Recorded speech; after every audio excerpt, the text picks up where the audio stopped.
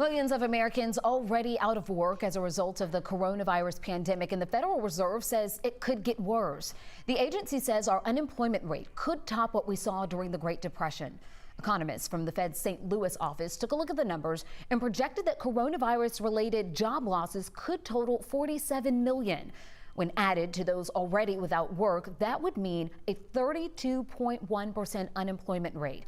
It's a figure larger than the 24.9% unemployment rate we saw during the Great Depression.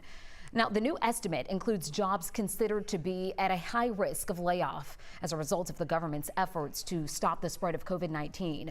Those are jobs like sales production, food prep, and services. But it also includes high contact intensive jobs like barbers and stylists, airline attendants, and food and beverage service. So to add some perspective here, we do want to note that these estimates do not factor in the recently passed coronavirus stimulus package.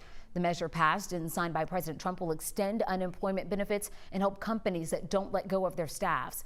The Fed also says that it anticipates this will be short-lived with these numbers, expecting to rebound once the spread of the virus is better contained.